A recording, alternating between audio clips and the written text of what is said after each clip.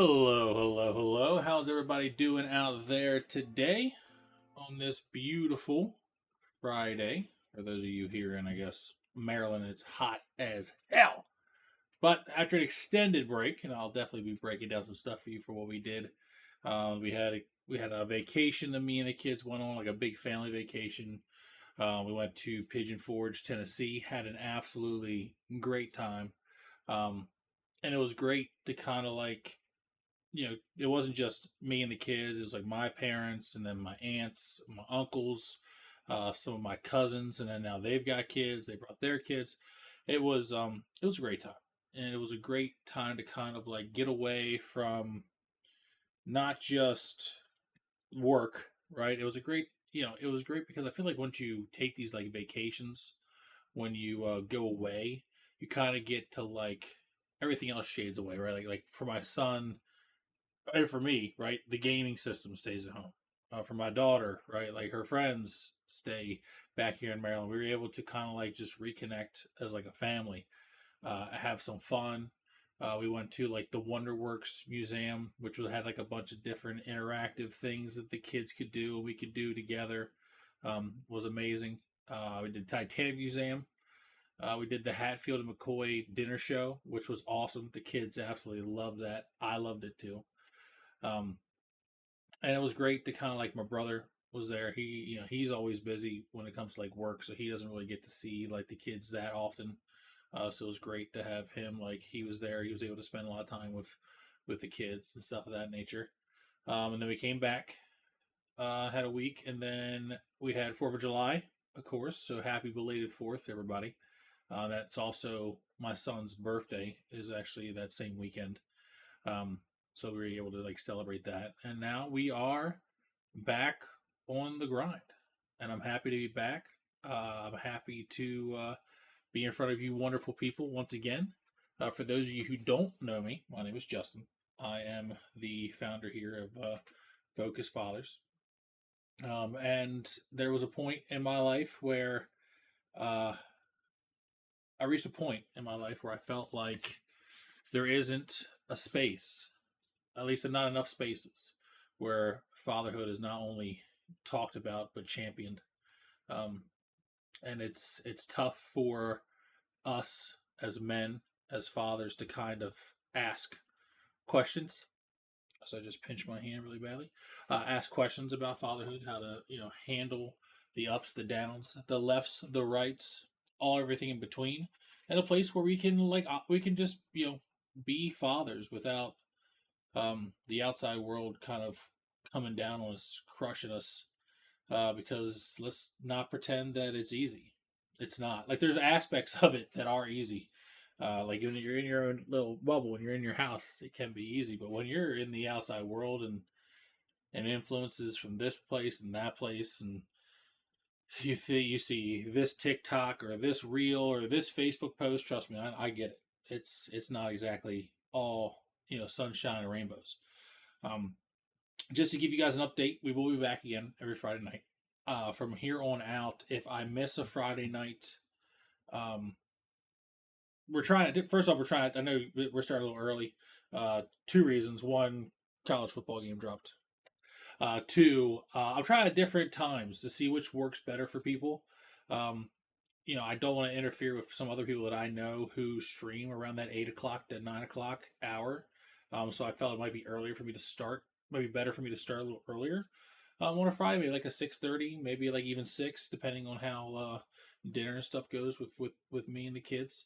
Um, but I felt like I just want to try out. I know it's taboo, right, to switch your start time, and I understand that, but I was trying different ones out. We're going to start doing that just to see how it fits, to see how it flows, see how it goes. We'll go from there. But we are back, and we're going to talk today about just being a good dad. I know that sounds super like vague, right? So it sounds like super like casual or things of that nature, but um, being a good dad, it's not just one thing, right? It's not, and it's also not just like making the kids happy all the time. As we're gonna get into it, um, Also, for those of you that don't know, if you have missed any of the other shows, they are uploaded to YouTube. It is Focus Fathers over there on YouTube. Um, I believe I have the link in the channel page. If not, I will correct that. And then we're also slowly but surely building a Discord. Um, so I'll be sure to announce that kind of stuff too. If you don't follow us, we are pretty much on every platform: Facebook, TikTok, YouTube, Instagram, all of them, all the classics, so to speak. But as we get into it, let's lock it down. Let's lock it in. Let's talk about good fathers today, and that's what we're going to talk about. What it takes to be a good father, because I don't think it's not very black and white, in my opinion. I don't think it's also not an easy job, but it also can be a thankless job. Um, one of my favorite So one of my favorite quotes of all time about fatherhood is actually from the movie Interstellar, featuring Matthew McConaughey, and I don't want to butcher it, but it's along the lines of we are here to be memories for our children, and when we're gone, we are the ghost of our child's future." And that, I'll be honest, from a movie that is about, right, like planets and space, I think it has got such a strong, bearing and a strong theme of fatherhood. It is a movie about a father who, despite what everyone else may think about how upset his father may be, how upset the kids may be, he has to do what he believes is right and what he has to believe is right for his family. And I think that's a big thing that we don't talk about when it comes to being a good father. Because sometimes when you are your child, like when you are a father, you have to look at your situation and you have to really know that sometimes those decisions that you're going to have to make, nobody else in the house is going to like them. Nobody in the house is going to be cheering for you. No one in the house is going to like it. The kids aren't going to like it. If you're married, your wife's not going to like it. But if you truly feel it is what is best for your family, then you have to do it. You know what I mean? That is our responsibility as fathers, is making sure that our family is well taken care of. And if there's a move that has to be made, despite even how you may feel, like even if you feel like, oh man, I don't know, this could go wrong, that could go wrong, but if you really feel in your core, then you know this is the right move. This is the move that helps my family for XYZ reasons. It may be scary, right? It may be unsettling. It may be this, that, and third, but sometimes you're going to have to be the bad guy, right? You're going to have to be the villain if you know that the move you're making is the right move. You know what I mean? Like, I'm not sure who else here is like a big superhero fan, right? But let's take, let's yeah, these all these superheroes, right? They want to do right by this, that, and the third. They want to save people. They want to do these things. Um, but when you truly believe in something, right, regardless of everybody around you, um, villainizing you, take like Spider-Man for example, them villainizing him, them trying to make him seem like he's a villain, but he knows in his heart that what he's doing is the right thing.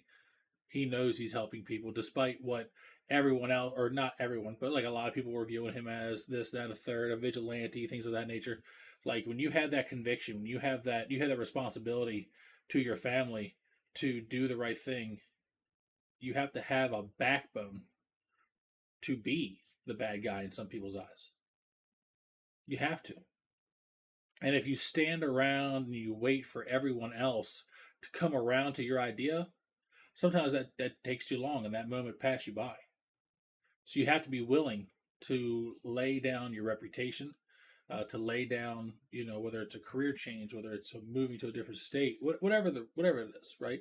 Sometimes you're going to have to be viewed as the bad guy. You know what I mean? But you truly caring more about your situation and your family's well-being over your personal reasons or their personal reasons. I mean, that, in my opinion, is a sign of a good dad. It really is. I think it's a sign of a great father. Um, Another thing when it comes to like being a dad that I don't think people talk about, is two things. Two things.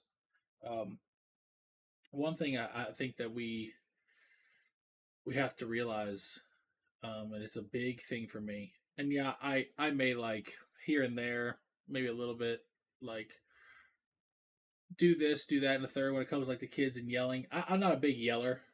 I've never been. Like I may mess around and yell at them, like as a joke. But I've never. I have to remember that as a father, or you have to remember as a father. We have to remember as fathers. There you go. That's the phrase I want to use. We set the tone, right? We set the baseline for our children's lives. It is us. It is us. Um, if your children go to bed every night after you done sat there and screamed at them for 30 minutes, you don't think that weighs on them? Let me ask you this: if you're not, let's say whoever it is, let's say it's your wife, let's say it's your girlfriend, let's say it's your boss, right? Imagine right before you went to sleep, that person screamed at you for a few hours, 30 minutes, 20 minutes. Let's say you guys had a real issue. That person had a real issue with you. You guys got into it right before bed. Are you sleeping easy that night? You're not sleeping easy that night. Most of us would say that we're not. Most of us would say that we could not sleep well after an argument, right? After being yelled at, after whatever it was, after confrontation. And we have to imagine that also as adults, we can handle and process emotions and feelings better than children, right? So, why would you think that if a person who they adored, a person that they loved, yelled at them right before they laid down at night to go to sleep, why do you think that would let them?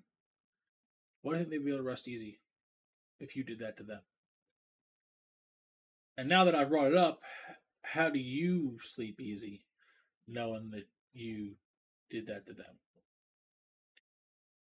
Same thing in the morning, right? And I get it. Mornings are hectic, right? You wake up, I've got to go to work. Right now, it's summer vacation, but they've got to go to camp. They've got to go to school. They've got to do this. You got to do this. You got to make sure everybody's here. You got to go to this on time, that on time. And there's a lot of emotions running high because, trust me, whatever the kid's supposed to do, they probably didn't do, and they're missing something, they're forgetting something, we're almost in the car, we're late. It's stressful. It's stressful. But that same concept, if you had somebody that you love, somebody that you work with, like your boss, or like you said, your wife, same thing. No, just kidding. Work or your boss, or your girlfriend, and they started yelling to you before you left the house. Doesn't that start that baseline for the day here, and not in like a super fun way, right? Like in a super stressed out way. I don't think we realize the effects that we have on our children when it comes to just simple things, things that go in one ear and out the other for us, right? I don't think we realize that we are our son's idol. For a lot of us, we're our son's idol. And looking back on my life, right now that I'm mid 30s, I've got kids of my own.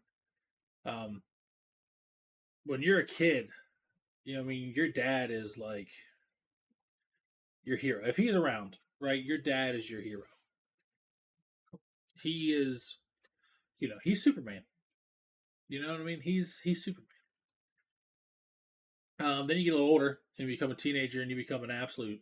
I'll just say it for lack of a better word. You become an absolute asshole. Um, and you demonize not even just your father, but you kind of demonize your parents, your mother too. Um, and you think you know everything, and this, that, and the third, and you say, "How could they do this?" And it's not fair. I hate you. They hate me.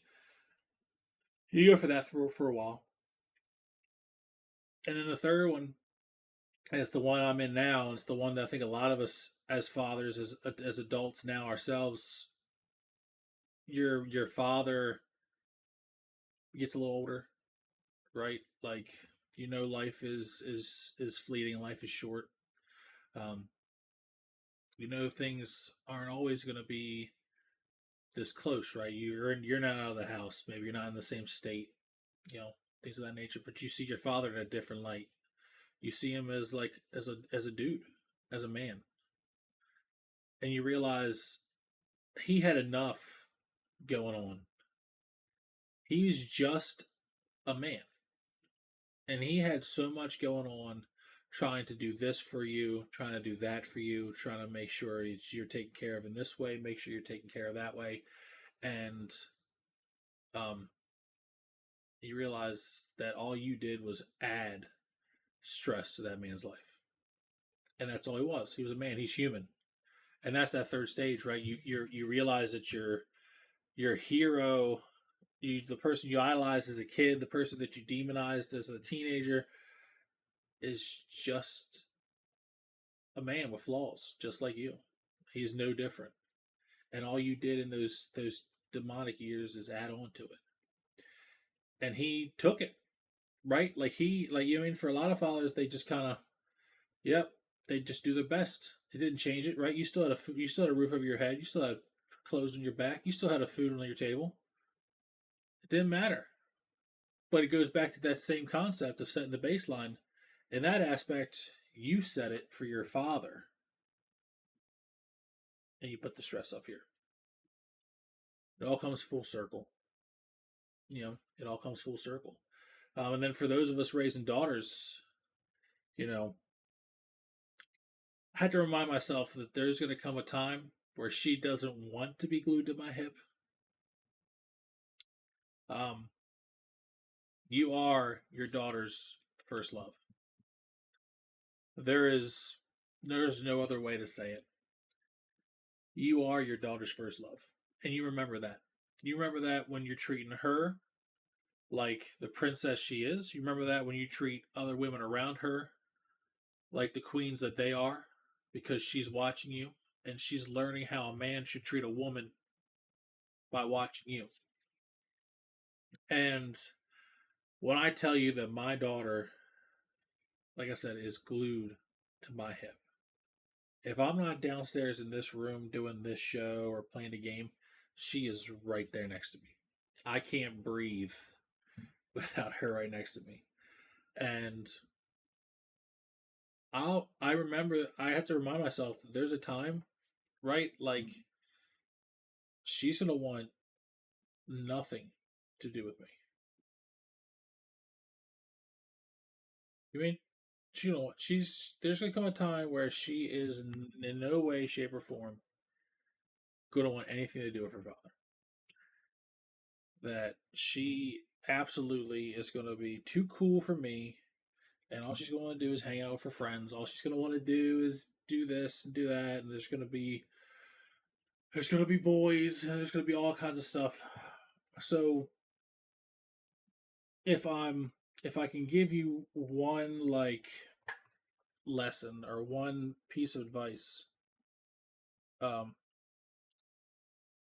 um, is that spend some time with your kids, spend some time with them, do stuff. Because I'll tell you what, we had a blast down Tennessee. We had a blast, and don't use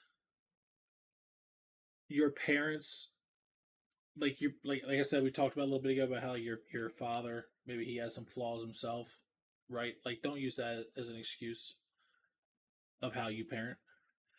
Some of my best friends, who I think are amazing dads, never had one.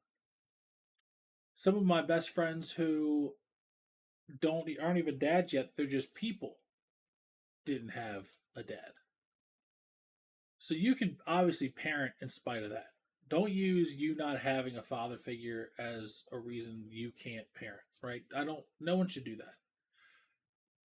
Okay, my father did this to me, my father did that. That should push you even more to not want to repeat those mistakes with your kid, right? Don't love your children how you were loved. Love them how you wanted to be loved.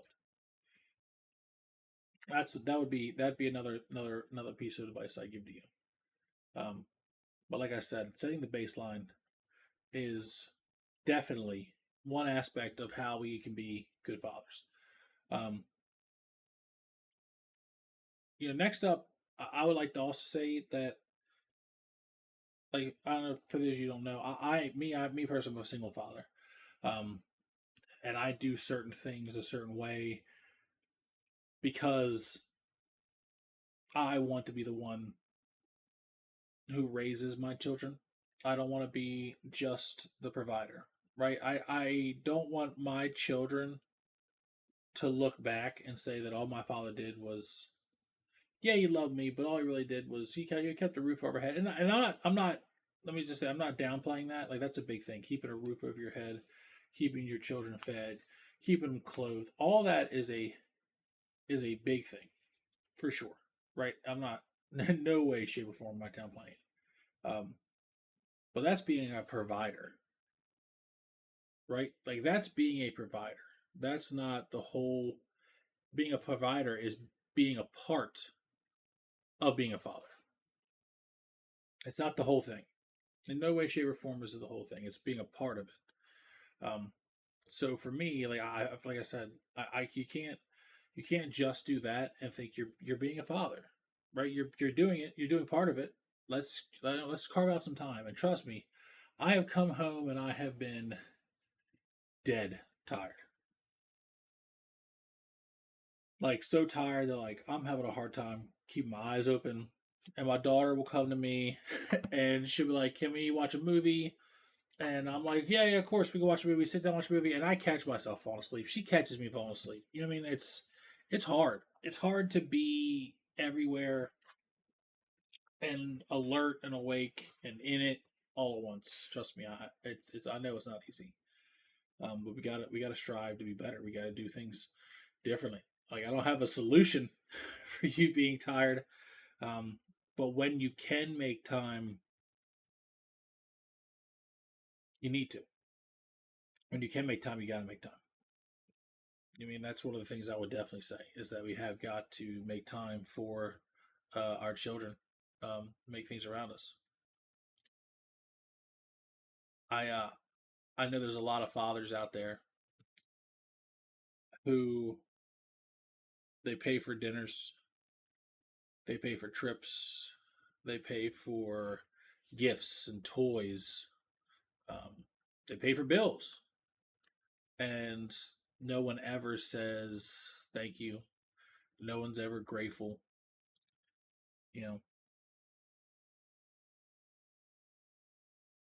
I get how that can wear on you over time. I get how that can ultimately just wear you down. I get that. I've had that burnout. That's what I call it, burnout before. Um,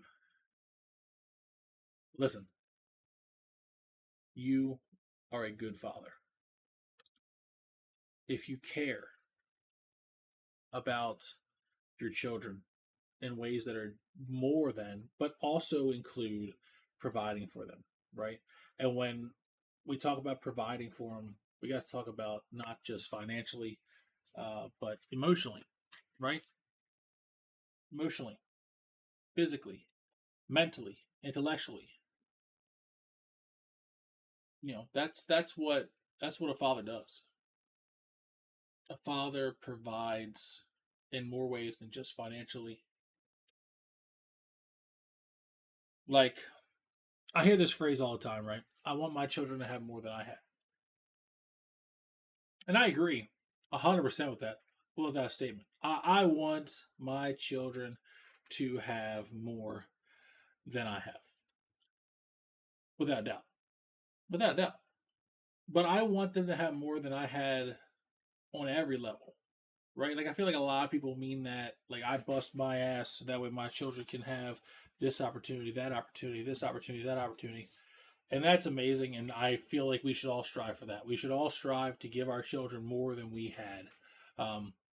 To give them everything that we wanted that never got, and more. I 100% agree with that, but I can also say this. My fear is that I'll get to the end of my life and all I gave my children were opportunities. I didn't give them memories.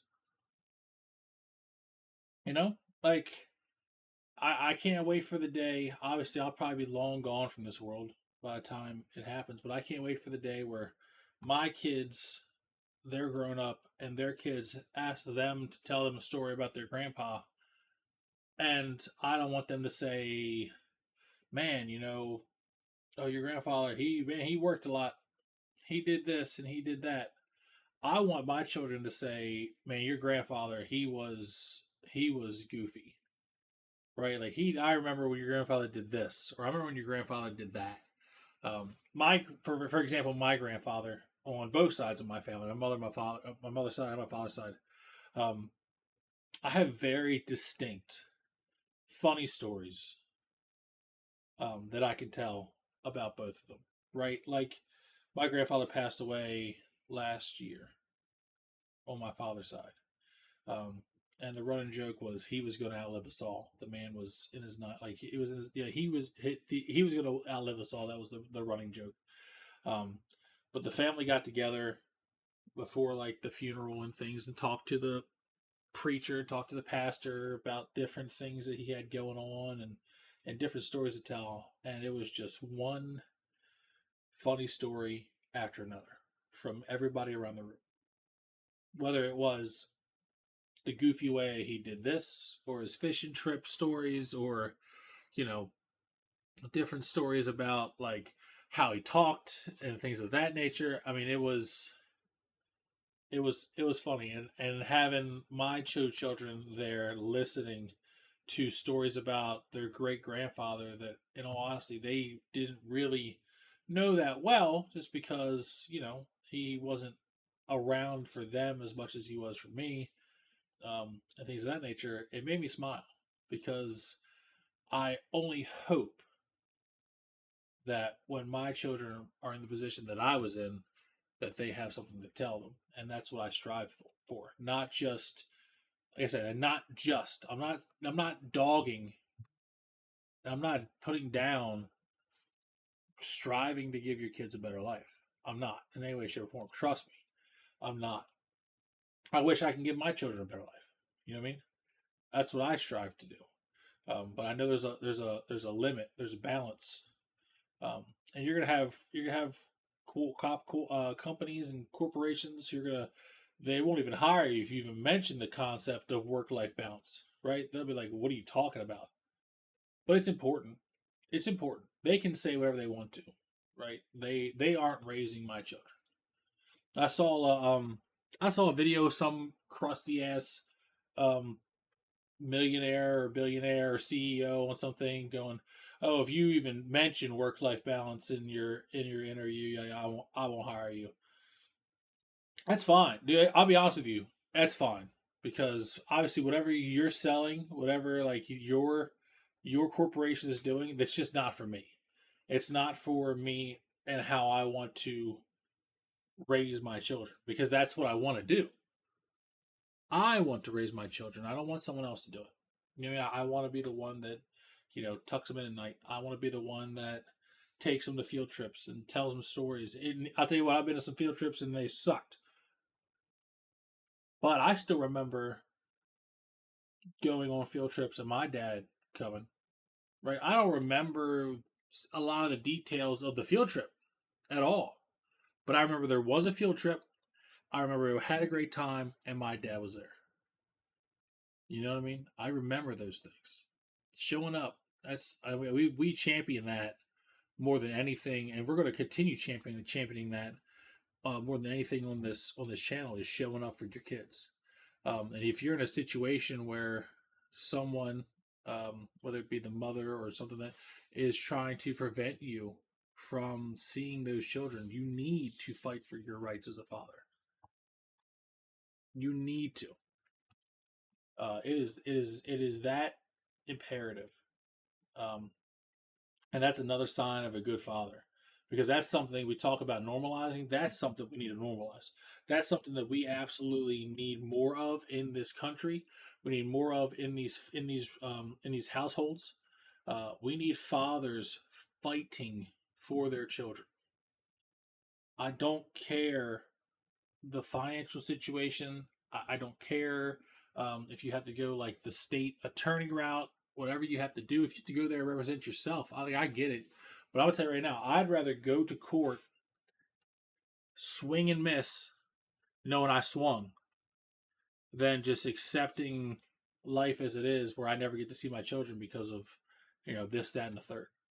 And like I said, we're not a channel where we like to put down the mother just to raise the father up. That's not who I want to be about. But I also recognize that there are situations, right? I recognize there are situations where children can be used as pawns. Children are used as pawns, um, and things are made damn near impossible to see your children based off the actions of the mother. I recognize that is a thing. And if anybody has any advice for you for that, is there are lawyers out there that you can have a free consultation. You just have to do the research, find them, and talk to them. And you have to be truthful. Don't try to paint yourself in a positive light if there isn't one. Like, you need to lay all your cards on the table with your lawyer if you need to talk to one. And I really mean that. Regardless of how you look, you're not gonna look like the hero in every situation. You know what I mean? But you gotta fight for them. You gotta go out and do it. That's another sign of a good father. Um, you know, uh, I know for me, there was a time where I had to absolutely fight for my children. Your children can't fight for themselves, and I'll tell you right now, it's probably the most terrifying time I've had in my life. A lot of uncertainty, a lot of people telling me, "Oh well," and I'm sure if you're afraid, and first off, it's okay to say that you're like nervous or afraid or whatever adjective you want to use for that situation. It's okay. Um, but if you're not going to fight for your children, no one can fight for them but you, right? They can't fight for themselves, um, and they need you. They need you in their lives. I don't have the statistics right in front of me, but I hear it all the time that children who have an active father in their life do astronomically better in all aspects than a child who doesn't. So it's not just about you. It's not about. Let's be honest. It's not about you. I'm not even going to say it's not just about you, because it's not about you. It's not about you. It's not about her. It's not about either of you. It has never been. Once a child comes out into the world, it is no longer about either of you as parents. It doesn't matter about your feelings. It doesn't matter about how you like the situation. It doesn't matter how things work into your schedule.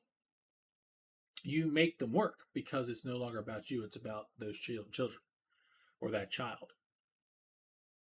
And once both parents can finally learn that, it's better off for the child.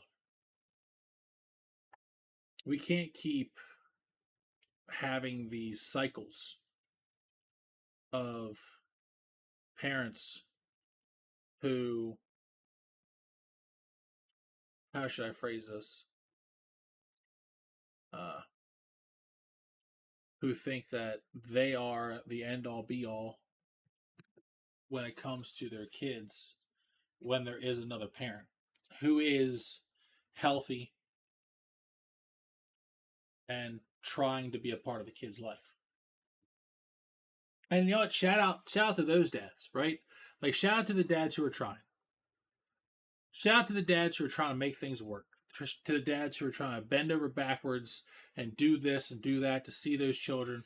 Um, because we all know a dad who's trying his best, who based on situations and circumstances and this and that and the third, ain't able to see his kids. I know dads like that. They're not deadbeats. There are deadbeat fathers out there. There's deadbeat mothers out there. Don't get me started down that path, okay? But that father is not a deadbeat. He's trying. He wants to do these things. He wants to do that. Me personally, to get into like my personal life, I have full custody of my children. I have custody of my children. I'm owed child support. Okay. Um, but I would never tell her if she wanted to come see the kids, she couldn't unless she paid me money. That concept, that phrase would never come out of my mouth because I understand where you're wanting to come from when you say that kind of shit. I understand where you're coming from. You're trying, what do you want to say that? But in that moment, you're using the children as a pawn. That's what you're doing. You're not. It's not. It no longer becomes about the child. It becomes about you and the finances and things of that nature. So, like I said, I'm telling you, if that's the kind of things that you're hearing, you need to go talk to somebody. There are resources. There are things that might take some time to get a hold of somebody, to talk to somebody. Might be this, might be that, but there are resources and there are people you need to talk to because that should never be a reason why you can't see your kids or you aren't letting someone see their kids. You know? Mhm. Like I said, guys, I'm just happy. I'm happy to be back. I'm happy with the progress that we've made as a channel. We still need a lot of followers on this side, on the Twitch side, in order to get to affiliate and where we need to be and stuff of that nature. But if I'm being honest with you guys, I'm not even really doing it for that. I kind of just doing it because I have things that I feel like I don't want to say called to say, but things that like weigh on my chest when it comes to fatherhoods, and I know a lot of good dads. Um, that and I'll be honest, I know some really bad dads, and I don't associate myself with them. To be honest, I don't. I know guys who I went to school with who were really cool guys, and then now they're kind of pieces of shit when it comes to their children, and they want to give me this story like, "Oh, well, my baby mama this and my baby mama that." I don't want to hear it. I'll be honest with you. I don't want to hear it. Not only do I not want to hear it, I won't hear it. I'll be okay. I'll be okay not having that person in my life. Um, I know. We have um got about another 19, 20 minutes to go on this bad boy. One thing I would love to talk about though is I would love to start having some of these guys that I know as fathers on the show. For those who don't know, I am related to Worth from Worth and Willie. So my cousin and his son William, who play Minecraft. I want to get together with him and talk to him about getting on the show. Kind of do like, even if he can't do like the whole hour, maybe do a half an hour. I talk to him about a few things because I'm interested in that whole concept. Like how does the content creation aspect with your son like affect your relationship? Does it make it stronger? Does it make it worse? What are the struggles of times and things of that nature? Um, and I also know a couple other guys who I've talked to who are personal friends of mine who would love to have on a show and kind of talk to them about their experiences um, as father. I got a buddy of mine who's expecting. I would love to have on the show and talk to him and kind of like pick his brain about what's he's feeling about becoming a father. You know, uh, I'm just excited about what we can do, what we can be as a channel, what we can grow as, because fathers deserve a place where they can be themselves, where they can come ask questions without judgment, where they can be men, they can be fathers. And I like using the phrase safe space, right? Because it sounds a little, but just a place where they can ask questions. They can do it without being judged. And like I said, I'm no expert in any way, shape, or form for sure. I'm definitely not an expert. But I've been doing it for, let's see, my son just turned 13. I've got officially got a teenager in my hands, so trust me, I'm sure there's gonna be some content that gets wrapped up by that. But I think you have to remind yourself they're kids, man. They're kids. Yeah, they're frustrating. You know, I mean, my son, I have to ask him to do stuff like first time, and then he does it, and then I have to be like, okay, now let's go do it again the right way. So, like, there's struggle. There's always going to be struggle. But we're in all honesty, I love him to death. I love him to death. And I would do anything for him. I would do anything for him. I'll tell you a quick story, and I'll be honest with you. Um, the one thing you got to watch out for, you can raise your children amazing, and this is where I'm starting to realize, and this is going to be a little peek behind the curtain that is me. You can raise your children amazing, but other people's kids, man, you really got to talk to your kids about who they hang out with. And I know that's such a cliche. And I'll tell you what, when my father told me that when I was like a teenager, I rolled my eyes. Uh, but damn, was he right. Damn, was he right. You've got to be involved enough in your children's lives that you know who they're hanging out with and who those kids really are. Because you can lead your kid on the straight and narrow. Here's what I think. Here's what I think personally. You can't just tell your children why we do things a certain way. You tell them why they do things. Sorry, you can't just tell your kids to do things a certain way without telling them why, without building that foundation. And the reason I say that is because when you do that, all you're doing is putting them on a path. You're not telling them why we stay on it. So the first shiny thing that comes along, the opportunity that seems like fun or things of that nature, they can easily be steered off that path, right? But if you tell them why we do a certain things, you build a foundation of why we do things the way we do, you kind of like keep them in a loop. And trust me, there are certain things they don't need to know why, right? Some of the things are because I said so. I'm with you on that. But there's other things like the reason we do this is because of this and that. And you build that foundation. It no longer becomes a narrow path, right? It becomes a wide canyon. And they can't be easily steered left or right. They know why we're doing certain things, so they can't be influenced to go do something stupid with their friends. They know why we do this, so they can't be. I don't know, get a call from the mall security guard saying that they tried to shoplift. Right? There's reasons we do things, and in certain scenarios, we need to let our children know why to avoid these things from happening. I don't want to be. I can tell you right now. I remember watching King Richard. I'm not sure if who's seen that. That's with Will Smith. He plays Serena and um, Vanessa. Is it Vanessa? Vanessa and Serena Williams. Yeah. He plays their father.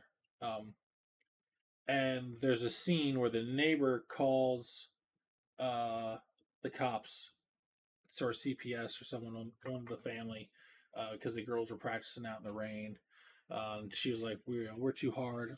You're too hard on them." Yeah, yeah, yeah, yeah. And um, part of it, I think, comes from the area which you grow up in. Uh, but he basically said, yeah, I'm hard on these girls. Yeah, we're hard on them. Absolutely. But one thing you're never going to have to do is call me and tell me that you had to shoot one of my children because they were out here in these streets. You know, and I think there's some validity, absolutely, to that, right? Like, yeah, I'll probably I'll get a call from the school that said my son was talking during class, right? I'll get a call from school that said, maybe my son isn't doing this or isn't doing that homework or some of that. What I'm never going to get a call from is my son's being a bully. I'm never going to get a call saying my son beat the hell out of some other kid and started a fight. Um, Maybe I'll get a call saying that someone tried to start a fight with my son and he defended himself. That is a whole nother show for a different day, and we can go into that. Um, but yeah, and another thing you got to stop doing, and I know this is, I hate to say it, but this is more mothers than it is fathers. Um, but also remember your children aren't perfect. Like, I love them. I love them to death, and my children, right? They're perfect in my eyes, but um, you got to stop undermining the authority in their life, right? Teachers, things of that nature. Uh, it starts with teachers and it grows to other authority, which can become more dangerous to defy, if you know what I'm saying. I'll say this: that when I got in school, when I was in school and I got in trouble, my parents were very much like, "What did you do?" It was never they never went to the teacher and said, "What are you doing to my kid?" Um, so I'll say from that aspect, right? I think we have to teach our children that there are consequences for their actions in a safe way, in a safe environment, because eventually there's going to be consequences for their actions in the real world that aren't going to be as safe. You you may not realize this, and I'm going to say this um little thing here before we start ramping it down. Um, every life lesson, every thing you ever said, every time you yelled, every time you corrected them, stories, disciplines, moral conundrums, things of that nature. Every time your child came to you with a problem and you helped them, and look at me when I tell you this, your voice, your voice, for every little thing you said, for every wise piece of wisdom that you gave your child without them even knowing it was given to them, that becomes their inner voice. That becomes the voice in the back of their head when they go to do things and they're like, wait a minute, maybe I shouldn't be doing this. Wait a minute, what should I do in this situation? You are that voice. You become that voice for that child. You are what grows that moral compass in your children. And I'll tell you one thing, I don't remember a whole lot of things that my father told me, but I remember a lot of things he showed me. And not even like, hey boy, watch this. Just in the way he, you know, treated me and my brother, just the way he treated not only my mother, but all the other women that were around us in our lives, the way he treated his father and mother. Right? I want to say that if I turned out a good way, and I hope that if someone looked at my life, they would say he was a good man. I owe that to my father, as he owed it to his father. There's an old saying that women raise babies to boys, and they do. Women raise babies to boys. Men raise boys to men. Hey, boys to men. Um, but no, mothers raise babies to boys. Fathers raise boys into men. And there's no greater truth. Don't get me wrong. There are some great mothers out there who have raised boys into phenomenal men. You know what I mean? And that takes a special woman to do it. I'm not taking away anything for those women. But I'll tell you right now, it's a lot easier for a man and a father to raise a boy into a man. And especially a good father. It's easier for a good father, right? Um, where they're watching you. And the things that children pick up on still to this day amazes me. There are things that like I'll have my kids like, "Oh, remember you did this?" And I'll be like, "No, I don't remember doing that at all. Remember you said this or you said this one time?" No, no idea. My son had my cousin cracking up, cracking up because he swears to me that I once told him no man's phone should be below 20%. And he told my cousin that because his phone was dying, and Liam was straight up like, "My dad says no man's phone should." I don't remember saying that. I probably even said it as a joke. But you'll be amazed at what these kids pick up on. You'll be amazed at what they cling to, what they hold on to, what they take, and it becomes a seed that plants a tree of moral compass. So you have to be able to A, show up for your kids, B, fight for them, to be able to show up if things are preventing you. You got to do that, man. You got to. You have to. Um, and last but not least, I'm going to end it here. Here in a minute, we're going to wind down. But there's someone out here who needs to hear this. So I'm going to say it face to face, man to man, father to father. You are a good dad. I don't care how unappreciative people can be for the hours you put into work and then able to come home and still watch a movie. I don't care how stressed out you may be. While everything else is everybody else around you is fine and dandy, but you can see that the house is on fire. You're stressing out. You're a good dad. I don't care if you have to suffer that silence when you have to drop your child back off at his mother's house or what, because that's a painful silence. You are a good dad. You are worried. You are scared. You are doing great. All right, guys, that's going to be it for me for tonight. Um, I'll be back again on Friday. Um, like I said, keep an eye out for a few things we got coming up. Discord, I'm working on that. If you have any things or topics that you want to talk to, either send me a whisper on here. Like I said, send me a message on TikTok, Instagram, all those. Send me a message. Say, hey, can you talk about this? Or I have a question, like a very specific question. We don't have to mention names. If you got a situation going on, you know, bring it up. We'll discuss it. We'll walk through it together, hand in hand. Um, so I want to say thank you for everybody who showed up for our first week back. And then, like I also said, if you missed shows, they will be uploaded to YouTube normally in the same weekend. So, like I did today, they'll be uploaded by either tomorrow or Sunday.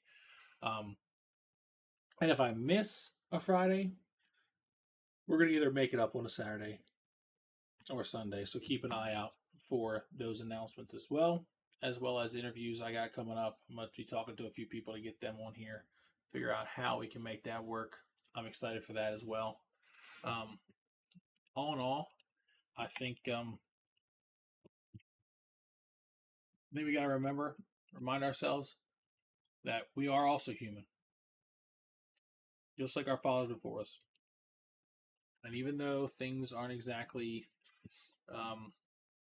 sometimes like as what's the phrase, as clear cut or as simple as maybe are back in our parents' age, like we have a whole nother band of things that are stressing us out. I mean, I get that, but we can always do better. We can always strive to do better. We can always strive to be there more.